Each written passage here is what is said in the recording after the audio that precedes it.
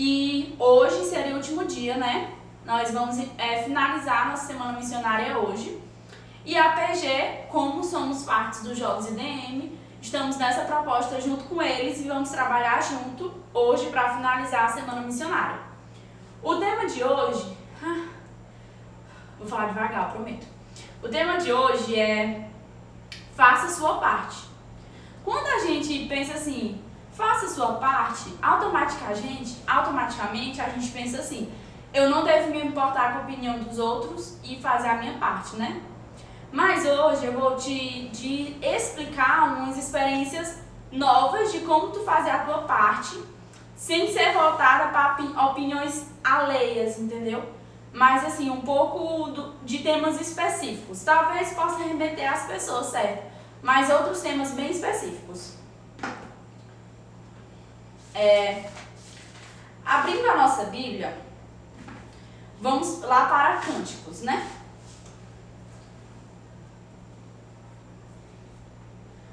No livro de Cânticos, no Antigo Testamento, Cânticos 8, deixa eu abrir aqui a Bíblia, porque a gente vai meditar bastante na Bíblia hoje.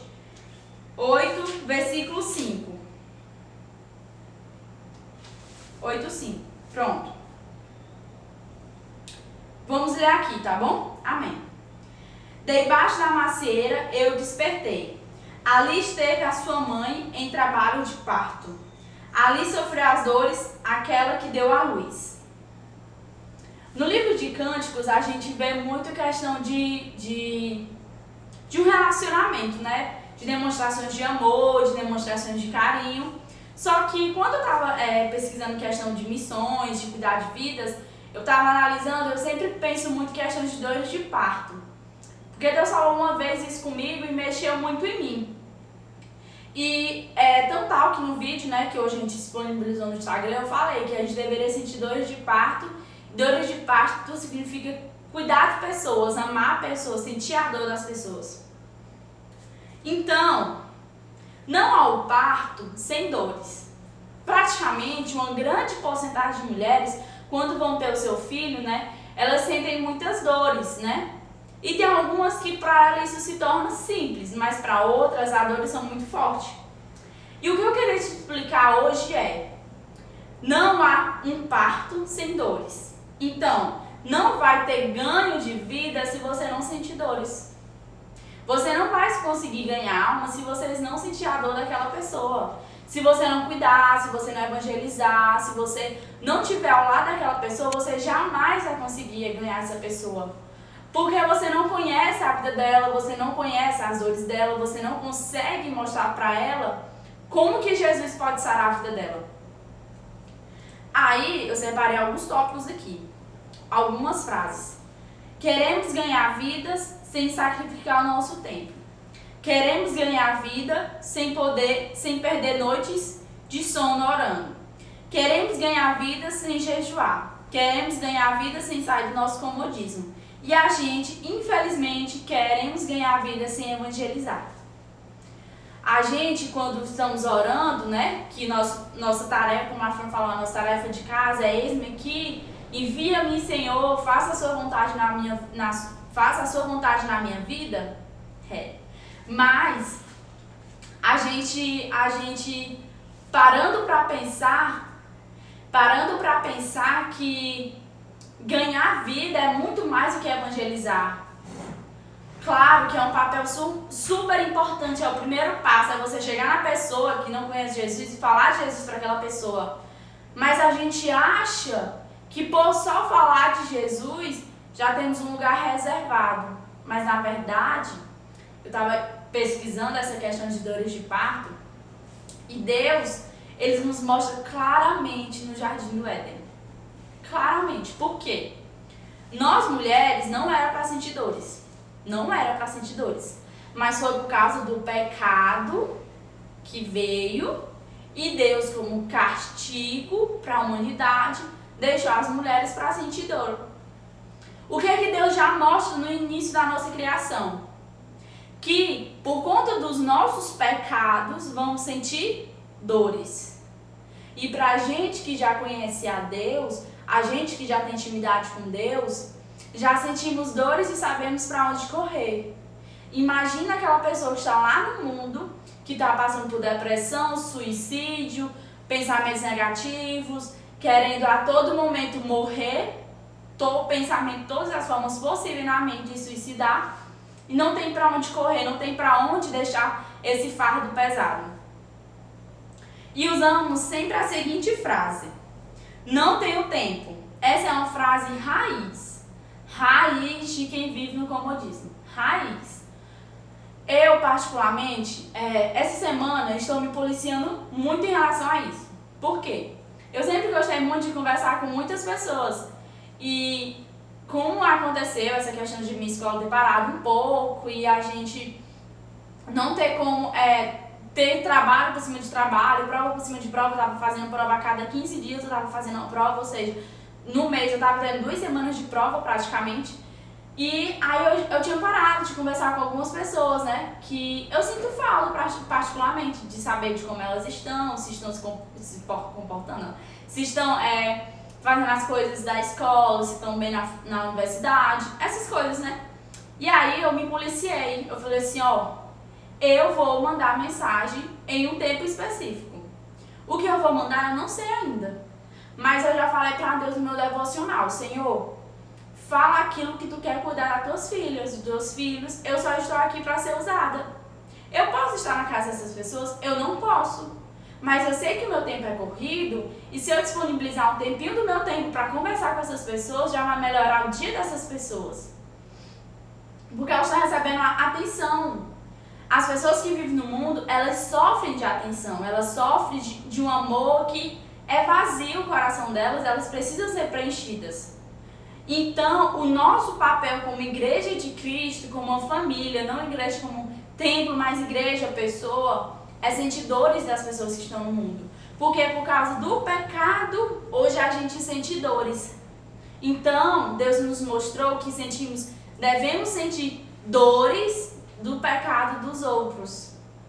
Devemos chorar junto com o pecador, devemos chorar junto com o bêbado, devemos chorar junto com a prostituta, devemos chorar junto com a pessoa que mora na rua, porque a gente acha que o pecado deles é maior do que o nosso. Mas a Bíblia não existe o pecadinho ou o pecadão, não. É o mesmo patamar, minha gente, é o mesmo. Por que eu digo que é o mesmo? Porque uma pessoa que se prostitui, né, por exemplo, ela está pecando. Mas o meu pecado não significa que é menor do que o dela. É pecado, gente. É pecado, é simplesmente isso.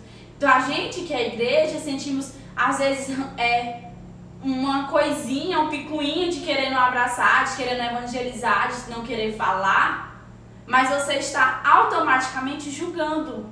E você não é juiz dessa sentença. Você não pode dizer quem merece Jesus ou não. Você não pode falar isso. Você deve sentir a dores deles e saber que eles são importantes para Jesus, não para você.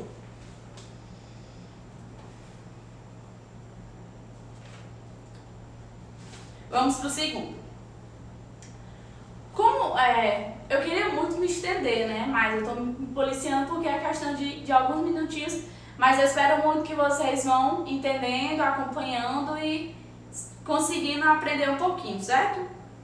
O segundo é palavra/evangelização. O tema é faça a sua parte. O primeiro tópico a gente falou sobre dores de parto, né? O segundo a gente vai falar agora sobre palavra/evangelização, que está lá em Lucas, né?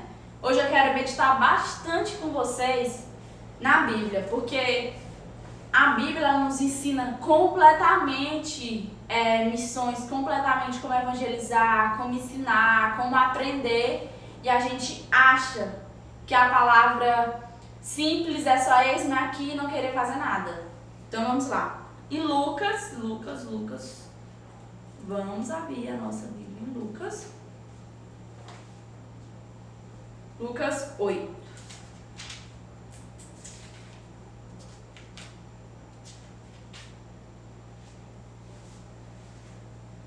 Versículo 4. Lucas 8, 4 a 8.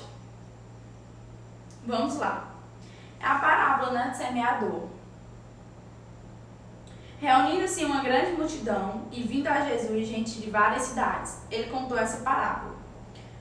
O semeador saiu a semear. Enquanto lançava a semente, parte dela caiu à beira do caminho, foi pisada e as aves do céu a comeram. Parte dela caiu sobre as pedras e quando germinou as plantas secaram porque não havia umidade.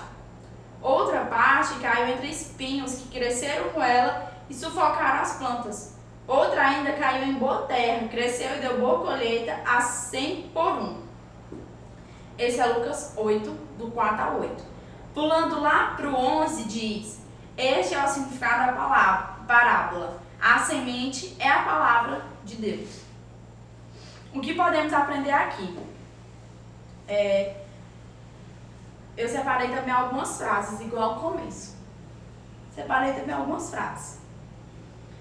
Eu ouvi essa seguinte frase e eu fiquei assim, me questionando. E eu não vou dizer pra vocês minha resposta, né? Mas Deus me mostrou o que eu deveria ser. Eu vou fazer a pergunta pra vocês e vocês vão refletir aí na casa de vocês. Eu ouvi a seguinte frase: você queria ser a pessoa que evangelizou Billy Graham ou você queria ser o Billy Graham? Surreal, né, gente? Quando eu ouvi essa pergunta, eu fiquei, nossa. E aí Deus me mostrou características de por que eu deveria ser a pessoa que iria evangelizar ele e por que eu seria por que eu seria o próprio Billy Graham. E aí eu entendi que evangelizar faz com que você fique com o seu coração satisfeito em saber que pelo menos uma pessoa no mundo ouviu você, aceitou a Cristo por causa de você. E aí acontece o seguinte: essa pessoa que você impactou, que você sentiu dores, que você cuidou, vai crescer, né? Porque você semeou, vai crescer e essa pessoa vai impactar outras vidas. Então, quando a gente vê um pregador, um missionário, uma pessoa que está dando a palavra, alguém semeou na vida daquele cristão, alguém evangelizou. Ninguém não vai parar na igreja assim de paraquedas, não. Eu sempre falo, a minha família, a gente veio pela dor. A gente veio pela dor. Mas antes da gente vir pela dor, alguém evangelizou na nossa vida. Alguém foi lá na minha casa e falou: olha, Chaguinha, você não deve mais chorar, porque... Olha, Chaguinha, você não deve mais chorar. O único lugar que vai sarar a sua filha, que vai cuidar da sua filha é uma igreja evangélica, leva ela lá. Então, por mais que você venha pela dor para a igreja, mas alguém falou para ti sobre Jesus, alguém te mostrou, e se alguém não falou, o próprio Jesus falou com você. Porque a gente deve semear, a gente deve evangelizar. Não é uma tarefa fácil, não é, nunca foi.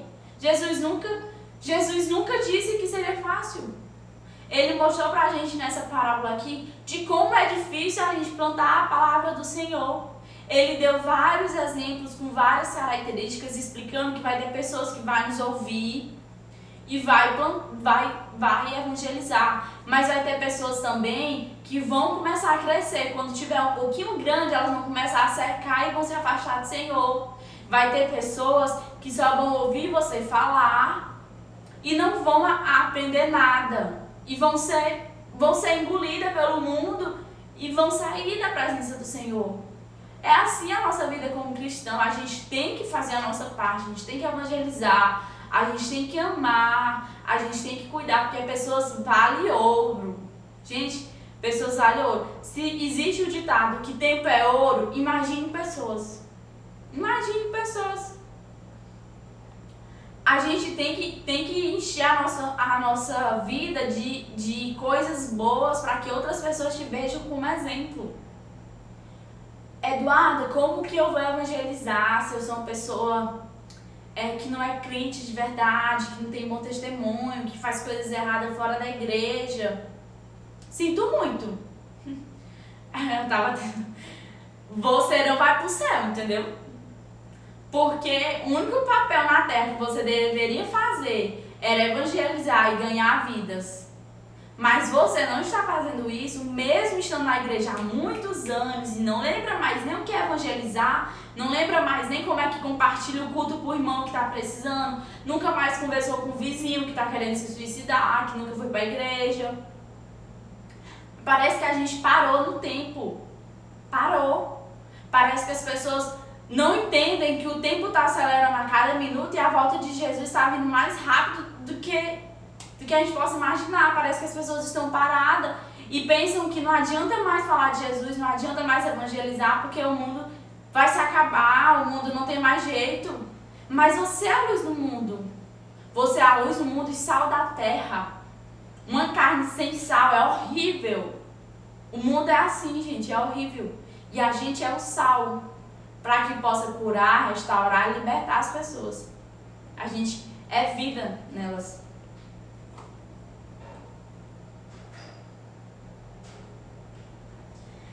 Eu separei aqui uma história que mexeu muito com a minha vida. Eu acho assim que, mesmo que eu tenha, assim, sei lá, meus 30 anos de igreja ou 40 anos de igreja, acho que eu nunca vou esquecer essa história. Eu acho que eu só falei assim pra uma ou duas pessoas na minha vida. Vou contar pra vocês, porque na hora que eu tava preparando essa palavra, Deus tocou muito no meu coração. É o seguinte: na minha antiga igreja, assim que eu peguei pra ajudar na liderança, né? Porque, igual a gente aqui, a gente tem a nossa liderança e tem as pessoas que ajudam a gente, tem as pessoas que estão na liderança mesmo, né? E eu fazia parte da liderança mesmo, de ajudar, de ir pra reuniões de culto, essas coisas.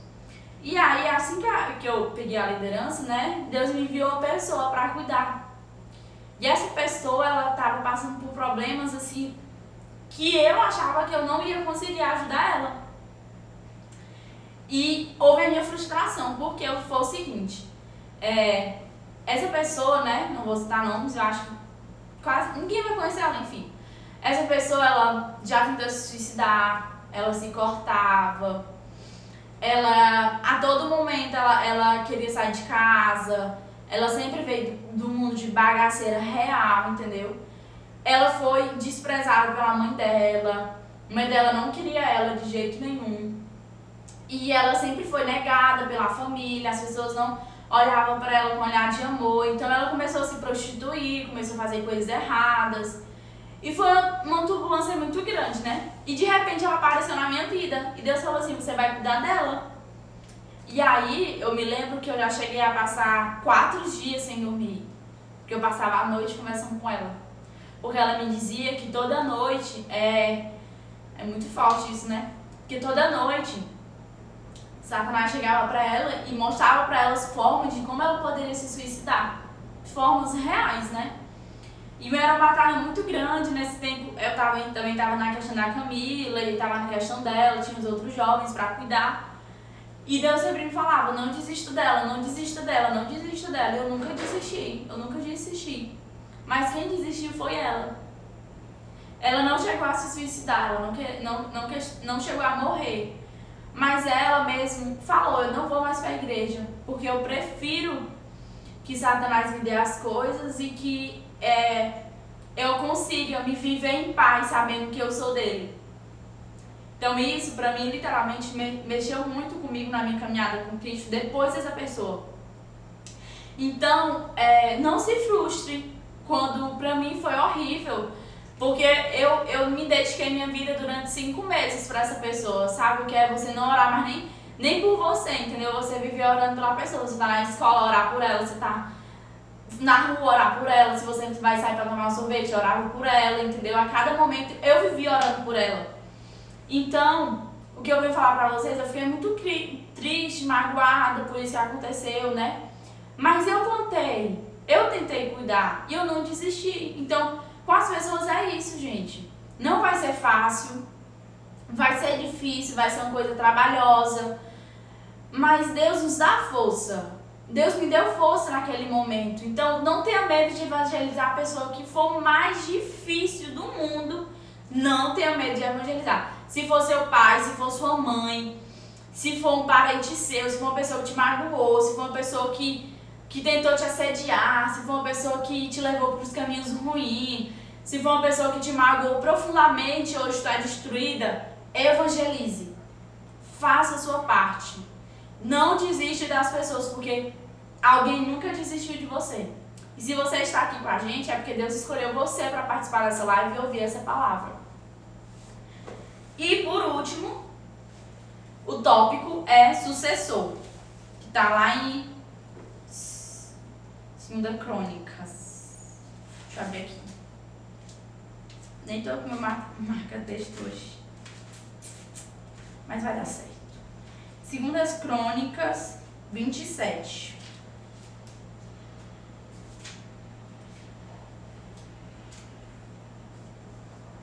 Vamos lá. É bem pequenininho, vou tentar ler bem rápido. Lá começa no versículo 2. Ele fez com que o Senhor aprova, tal como seu pai, mas ao contrário deste, não entrou no templo do Senhor. O povo, contudo, prosseguiu em suas práticas corruptas. Jotão reconstruiu a porta superior do templo e fez amplos trabalhos no muro na colina do Ófen. Construiu cidades no monte de Judá, bem como fortes e torres na mata. Jotão guerreou contra o rei e derrotou. Então, amonitas pegaram-lhe 3,5 toneladas de prata, 10.000 barris de trigo e 10.000 cevadas durante 3 anos seguintes. Vocês estão vendo como ele conseguiu várias coisas, né? E a gente, pulando lá para o versículo 9, diz: Jotão descansou com seus antepassados e foi sepultado na cidade de Davi. Seu filho Acás foi o seu sucessor. O que eu venho mostrar para vocês aqui não é as conquistas, nem foi a derrota dele, nem o que ele conseguiu, o que ele tem. Não. O que eu venho mostrar para vocês aqui é que ele conseguiu passar o reinado para alguém, né? Devemos sempre, diariamente, nos preocupar com as pessoas que será nosso sucessor. Se não conseguirmos gerar outra pessoa, falhamos na missão. Por que falhamos na missão? Porque Deus nos prepara, Deus nos molda, Deus nos ensina, Deus sara, Deus reconstrói, Deus cura. Deus é do impossível. Ele faz tudo pela sua vida. Você fica bonitinho para evangelizar, né? E aí, se você não conseguir ninguém para te substituir, né? Ah, mas é porque eu vou sair da igreja, eu vou me desviar? Não. É porque a gente vai ficando velho, a gente vai morrer, entendeu? E tem que ter alguém no nosso lugar. Independente se for alguém no cargo de liderança, se for alguém para receber uma pessoa lá na porta, se for alguém do data show, alguém da mídia, pastor, uma pastora, independente. Se a gente não conseguir trazer outra pessoa para a igreja, nem que seja uma alma durante a sua vida toda de evangélica, se você não conseguiu ganhar uma alma, você falhou na sua missão. Porque quando você morrer, não vai ficar uma pessoa no teu lugar, entendeu? Quando a gente morrer, vai vir uma outra geração. E essa outra geração vai ser a dos líderes, vai ser de outros pastores, entendeu? Aí nessa época vai ter os nossos filhos. Mas nossos filhos vão crescendo e vão ser evangelizados por essa geração que você ganhou para Jesus. Entendeu? Então, quando a gente não ganha vidas, não vai ter nosso sucessor e a gente vai falhar na missão muito forte mesmo. Cuidar de vidas não é só apenas sentir dores ou evangelizar. É ensinar, é cuidar, é amar, é ter os olhos de Jesus. É acreditar no potencial de um bêbado, de um drogado, de uma prostituta, de um assassino. Jesus, ele sempre foi muito simples. Por que eu digo isso? Que a gente tem que ter um olhar simples. E tem que amar, que tem que cuidar. Sentir dores é o primeiro passo. É você chorar por aquela pessoa que não conhece a Jesus e você orar constantemente para aquela pessoa aceitar Jesus. Se não for pela sua boca, mas for pela boca de outra pessoa, você está sentindo a dor dela e a dor do pecado dela, porque você está orando e chorando por aquela vida. Logo depois, você tem que evangelizar. Quando a gente evangeliza, a gente traz para a igreja, a gente mostra Jesus para ela, a gente fala quem é Jesus, a gente explica para ela que Jesus é o Deus tem o Deus impossível. Sabe, né? Evangelizar. Depois que a gente evangeliza, a gente quer jogar a pessoa na igreja. Pronto, ela aceitou Jesus, ela se batizou e joga a pessoa na igreja. Ah, não, o pastor que vai cuidar dessa pessoa. Ah, não, o líder de jovens é o jovem que tem que cuidar. É uma mulher e um casal de irmãos que chegou na igreja casado. Se quiser, é o pastor que bote no grupo de discipulado. Não é assim que funcionam as coisas. Você chorou, você evangelizou, então você tem que cuidar. Porque a ovelha é sua, o discípulo é seu. E você tem que caminhar juntinho. Quando essa pessoa já estiver bem estruturada na igreja, já tiver colocado os tijolinhos dela, já estiver fazendo muros da casa dela aqui dentro da igreja, aí você vai conseguir pegar elas e colocar em grupos longe de você para elas conseguir compartilhar a experiência com pessoas da idade dela. A gente falha porque a gente acha que se batizou, já aceitou Jesus, joga na igreja e ela que se vire. Mas não é assim, gente. Aceitar Jesus é muito bom, mas a batalha ela vem em dobro e não é fácil. E se não tiver uma pessoa para estar do lado dela, para ajudar ela, para acompanhar ela não vai conseguir vencer e ela vai se desviar e o culpado vai ser você, porque você não cuidou. Então mude a sua mente e olhe com os olhares sempre para aquele bêbado que passa na sua rua, para aquela prostituta que você vê no esquina em algum lugar, para aquela pessoa que é cheia de tatuagem, né? Usa droga, usa algo do tipo, é cheia de tatuagem, aí você olha e diz que não tem mais jeito, que aquilo dali vai ser a vida dele pro resto da vida, entendeu? Tem um olhar simples de Jesus. Se você parar para pensar, Jesus não gostava de estar dentro de templos, não. Ele gostava de estar onde? Na rua, onde tinha aquelas pessoas mais esquecidas, entendeu? Onde tinha aquelas pessoas que a sociedade não queria olhar, que as pessoas não gostavam, entende? Então, olhe para esses pecadores e aprenda a ter um olhar simples de Jesus e saber que eles são super importantes. E se você preparar eles, estando dentro da igreja, eles vão ser melhor do que você. Porque é assim, alguém que me evangelizou, hoje eu sou melhor do que essa pessoa. A pessoa que eu cuido, as meninas e os meninos que são jovens aqui, os que eu cuido, eles serão melhores do que eu. E assim tem que crescer no reino do Senhor, para que vá se formando gerações diferentes e gerações que continuem com avivamento no coração por vidas. Gente, é isso. Gente, tudo bom? Vocês acompanharam um pouquinho dessa pregação. Faça parte do reino, faça parte da obra do Senhor. Eu venho aqui rapidão só para te pedir para curtir esse vídeo, se inscrever no canal, compartilhar para todo mundo e comentar, porque também é muito importante os comentários. Muito obrigada para você que está assistindo esse vídeo, para você que faz parte dessa família Jovens IDM. Convida mais pessoas, porque a gente ama estar com vocês, a gente ama a participação de vocês. Beijo no coração de vocês e até!